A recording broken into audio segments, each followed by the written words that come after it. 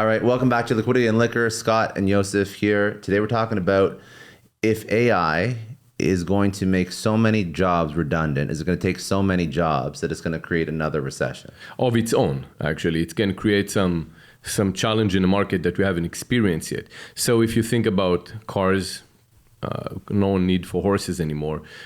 There was a whole line of work around horses that people had to figure out something else to do in their life. Now AI is going to come in and change it. Now it's a conversation that's out there already. But our previous podcast brought a great example where Scott just explained. Our previous podcast was around what's going to be the next bubble, and my prediction is going to be around AI. And one of the examples that Scott brought was a particular company that what they did was they took an architect out of the equation to write blueprint. Instead of that, they just had an AI doing that in a matter of 5 minutes instead of an architect overcharging us and then doing Taking it 2 weeks or a month. Taking 2 weeks. Yeah. And then that brings into, are we going to need architects? Okay, are we going to need so many other things? I mean, cars are going to be driverless cars and so on. So, it's like so many things are going to get automated. And in the next 10 years, it's not a matter of if, it's just how deep it's going to come into our life. And what jobs what jobs are going to be replaced by who, right? So no more service people, no more, so much. I mean, so soldiers, I mean, robots are going to fly, and I don't know. Drones are going to be bombing stuff. So everything is going to change, right? And then how do you equip yourself to it? And then what do you do, right? So I've had this conversation with a few people, like hot takes on AI. Right now, AI just turns every human into a superhuman.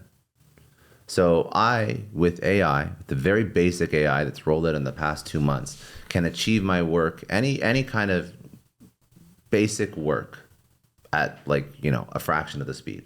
So I can write now a blog outline, and I can add onto that blog outline, and I can basically, there's still human oversight that has to happen on the final finished product, but I can get 90% of the work done in a tenth of the time.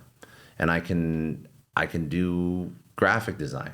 I can do website. I can write rudimentary code. Accounting, you can do it all. Anything, I can do anything in a fraction of the time. So what's going to happen is the standard of excellence for individuals is going to just increase, because now AI is going to be a tool. Mm-hmm. So AI is going to be the next calculator. They're already going to teach our kids then. Because if you say, okay, what are they going to teach our kids? Because if you're saying, well, so many topics are going to be obsolete because if a machine can do it, why would I teach my kids to ride horses? Back then they would say, well, I'll teach them how to ride horses so they can move from point A to point B. After a while, they didn't need that, right? They taught them how to drive cars. Yeah. So coding would be a key for them, but then coding is going to be taken away. So everything moves faster. To what point they're going to be, when is the conscious, because an AI is right now is kind of like putting together patterns for us, right? It's one pattern after the other, and the patterns are putting together. There is no coherent conscious behind this that actually. It's like, where is it? Not the topics that it's not an actual conscious. It's not an artificial. It won't pass a Turing test. It's not smarter than a human. It's like a tool. So what are the topics that you can say, okay, that needs to be taught because that would complement all the other AIs, but this has to be prompts. Text prompts to get output from any sort of AI tool right now is what people are hiring for. So any accountant, if you want to organize data sets, you need the right prompt, right input to get the right output, right? Because it can do all the work of a human in a fraction of the time. How would you teach in high school? Right. Things are moving so quick. That's another problem with education, because things move much quicker than the curriculum moves. That's a whole other conversation. But I would teach prompts. So if I'm trying to teach prompts, so like I would have an Excel. So this is a new communication. I had formulas for Excel that you would teach in university, high school, whatever, and I would get all these formulas so I could do workbooks and understand how to format data. I don't need to know the formula now. I need to know the prompt to get the AI tool to execute the formula. Don't you think that the AI is going to get so well done that in a minute, it doesn't matter how bad you ask the questions, they get what you want to say? Eventually, right? But not there yet. Eventually, I think give it a year. Maybe a year. Yeah. I mean, did you see Google? Did you ever type something on Google with all the typos, with all the mistakes? Well, you're basically with one hand, I would hold a baby and I would do it. and it would still find out exactly what I said, even though I had typos, gibberish, whatever it is. But what AI will not do yet is and it's hard to even speak to it because it's moving so quickly. But right now it's like you give a command and you get an output. But what AI cannot do is look at the numbers and cross-reference that against your business strategy. So I can't look at your revenues and I can't look at your expenses and say, I'm going to write a pro forma and tell you exactly what you should do across all your business units to allow you to properly, I can do your accounting and I could do the hard numbers, but I still need someone to interpret that data. Mm-hmm. So interpretation and I feel like the idea is to understand how to work with AI tools, learn how to build AI tools. Prompts, yes. In general, when you ask yourself, okay, how can you make yourself... Data interpretation right now at this point is still a human task. Mm-hmm. What was our main topic for this?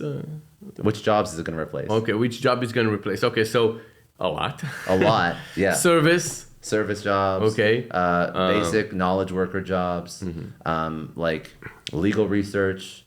A lot of writing. Maybe eventually creative writing, graphic design. I mean, I just heard an AI that replicated Jay-Z's voice perfectly. Yes. I just posted it on my story, and you can't tell it's not Jay-Z. Yes. Which is wild. It was wild. So there's going to be movies without actors. You can frame people. You can say, look, well, there's going to be malicious he said things I'll too. kill you, and then you put that on. Like, there's going to be malicious stuff too. Yeah, I know. So, I mean, any sort of... Dude, a lot. It's going to replace a lot. Okay, so we have it can be anything in our life. Yes. Basically, that can be replaced. In order for now let's think of the bright side. What can you do in order for you to do better during an AI world tech dominance? So it's make sure that you know how to communicate with AI to give you output better than someone else. Correct. Yeah. Right. Perhaps code. Code is always important. However, maybe code is going to be eventually a commodity as well. This is where it's very, very important. It's moving to it, but again, you can't, for example, in ChatGPT, just input everything and then output a finished app. There's pieces that have to be put together. That is correct, but do you still have to code everything? Because if you ask yourself... But what's the difference between AI and no code? No code didn't remove the need for software engineers. Mm-hmm. And that's true. But still... Did you have to be a coder to run a company? If you think as a founder, if the idea is right now that you want to go and take a massive company that had to be all technology and you had thousands of engineers and you can take today only 3-4 engineers, you get ChatGPT, does all the code, they just put it together. Everyone turns into a superhuman. So the amount of people required to build a company to get to $1 million. There's actually a linear chart that I've seen online before where it's like in like the 1800s it took like 1,000 people to get to $1 million, and then and these are made up numbers, but the point is it took a lot of people, and then 1900s and 1950s, 60s, 70s, 80s, 90s, and now you can get to $1 million pretty easily with like 5 staff or even 1 staff sometimes. But the point is, so everything that was unachievable up until now, when you say, well, in order for me to develop, like you said, a company that's going to be profitable. Yeah. Okay, when we were talking about what business to start in a recession in a previous podcast, you said, well, and you don't want to go and raise money and look, well, and then I challenged you and I said, well, if you want to develop something, there's development. In that case, you might be right, because if you're a basic coder and you say, well, but I still know how to integrate with an AI tool that can code for me, I can skip perhaps a couple hundred employees because the code is going to be written right away. Yeah. I can have another AI integration to actually do the QA, to test it for me. I can just be the puppeteer on top of everything. Now I don't have to raise so much cash, if any, to go and build something. Now what needed so much cash in development, I can compete with anybody. Yeah, I mean, like it's basically just further lowering the barrier to entry for building anything.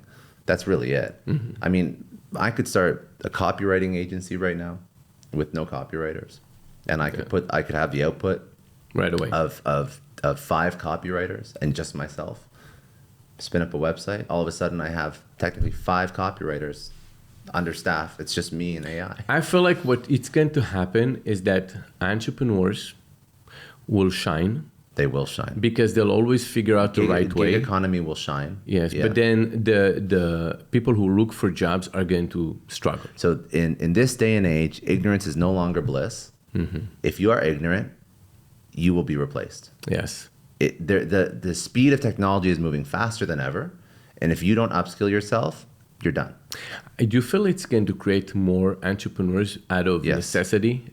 Yes, I believe it Well, will. 10% up until now, 10% entrepreneurs. Supposedly it's in your blood, but no, apparently was not. Maybe we'll see. I mean, is it really in your blood? Because I it don't can't think it's be in that your- only 10% of the people are going to produce. I don't think it's and, in your blood. I think anyone can be an entrepreneur. and anyone can be an entrepreneur. I believe that fully because, like, I mean, even 5 years ago, 6 years ago, side hustles were not accepted. Now businesses are like, yeah, start a side hustle because I know you can make money with 5 hours a week, and I know that that's going to make you a better worker for my company. And not only that, I know you're not going to stay in my company for 30 years, so you can start a side hustle. I'll support that. Give me 2 or 3 really good years of your life, and we're going to kill it while you're here with this company. But you're going to make money on the side. You're going to be a happy employee. You're going to upskill yourself. And this is like the new job. Yeah, they economy. found out that people that have a side hustle can be amazing employees. They can be very creative, and they can get They their think chance differently. eventually. Yeah, they think differently, and Yeah. they don't want to miss out on this particular group of people because they can do a good job. Anyone can be an entrepreneur. And yes, AI will accelerate that, just like Fiverr and Upwork accelerated entrepreneurship and side hustles. Correct. We kind of deviate from the original one, but that's But it's a tough conversation. Yes, but the it's a point tough is, one, yes. so, the first question was what jobs are going to be replaced? Every single job in the world, in the way it was defined 6 months ago, will not be defined the same way in the next 6 months, in the next year, and the next year. But that's normal. Because no job ever, AI or not, has ever always been defined. We're just speeding up the velocity in which the description of the job changes. Do you think it's going to take away a CEO job? Right now, there is an AI CEO running a Japanese gaming company that outperformed a human co-CEO. Wow. And I wish I had the name of it. Once I'll find it. How can you not tell me the name? Because I there 1 second, AI CEO. I did not expect you to come up with that answer. Yes. I thought that's a killer question, but you're going to say no, but here you are coming. Yeah, so a Chinese game company called NetDragon Okay. appointed an AI to be the CEO of the company. So, NetDragon Websoft, a major Chinese game company. Let's see what. One thing you can do, you cannot sue that CEO for discrimination, No, you harassment. can't. I want to see how they performed. Let me see if I can find it. I'm not going to find the chart. Oh yeah, wait. Okay, so percent. I'm gonna put this up on the video. Percent change in stock price of NetDragon Websoft, which appointed an AI CEO in August of 2022, versus the broader Hong Kong stock market.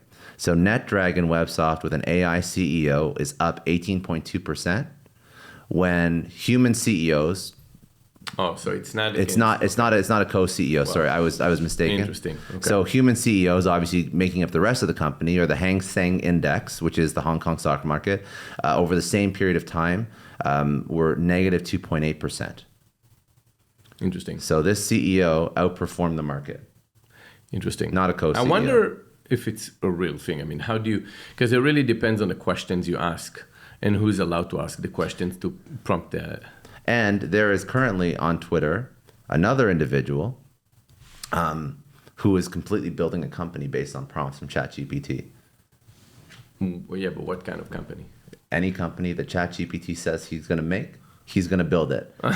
I think he asked for build me any company, and he gave a budget of like, you can spend this much money, tell me what to do. And I think he actually ended up making a sustainability e-com company, and every single thing, right down to the logo, the website, where he raises money from, the ad sets he runs, everything is tell me what to do. What's the marketing strategy? It's all ChatGPT prompts. That's interesting. You know what? I feel like when you do something like this that's very gimmicky, it has a bigger awareness. So as long as you maneuver it well enough with your questions, and it's somewhat good, It could be then the noise from it will come in. All you have to do is just one big win, and everyone is going to go and jump on it and try to do the same. Yeah. Well, But you're the first. Only the first one can get all that awareness. The awareness is everything that's going to be given to the company. well, now people are trying to throw money at him because they want to actually invest in this because they're curious as to what's actually going to happen. They want to be part of the first. Yeah. Exactly. So First mover. So NetDragon is not a small thing by any means. If you Google, guy asking ChatGPT to build a company, I'm sure you'll find him eventually. But the point is, it'll happen. And it'll be interesting if they can outperform. Because what is the fallacy of every decision maker? It's emotion. It's emotion. Now, what AI is going to prove is, does historical data, which I think it will actually, historical data with lack of emotion outperform a human with emotion and gut feeling? In case you have enough data. Many times where you... Look, I'll give you... Trading bots outperform human traders. Yes, well, not every human trader, right? And not every bot. A lot of some them. bots are very bad. Some CEOs are very bad. No, if you take a strategy and you apply a strategy and you say just blindly follow that strategy, and you have 24 hours bot that works for you, of course it's going to outperform the human. Sometimes the strategy just don't work, but because the data set that you got wasn't. So I feel like it's going to be a great tool for a CEO, because when you're a CEO, you're alone on the top. Yeah. And if you had a CEO AI next to you and you have no answer, and you said, well, you know what? At this point, it's hard for me to make a call. Let me go and get another opinion. Oh, perspective I couldn't find out. I just plug that in over here. Or in some cases, if you make a decision, it might be controversial. Yeah, and also, you said, I don't want to take that decision. Let's just let the computer pick. You could, but there's things like obviously you can't replace. Like if, for example, say you're Procter & Gamble and you release a consumer product that causes cancer in people. You can't have an AI doing that. That is not going to be an AI. It's going to be a person that's going to be... That's empathetic, that's human, that is apologizing profusely and speaking through. Again, at the end of the day, the consumers are human, so there is a human Imagine element. the AI respond, don't keep taking it. Yeah. That wouldn't be so good. But even like there's going to be a lot of situations, even in courts, where you can make a compelling legal case. I'm sorry we lost money. Yeah, Something right. like that, yes. But when you convince a jury, you convince a jury with facts and logic, but there's a lot of emotion. Look at the people that have been convicted because of all the press around what has happened, right? Like there's a court of public opinion that impacts people too. It's not always 100%. It's not always but the perception is reality. Black and white. Yeah, perception. A lot of gray. As much as people don't like to think about it, there's always a human element in everything that we do. All right. Okay, that's it for today. If you enjoyed, please subscribe on YouTube. If you enjoyed this podcast, you can download and listen to it wherever you get your podcasts or on liquidityandliquor.com.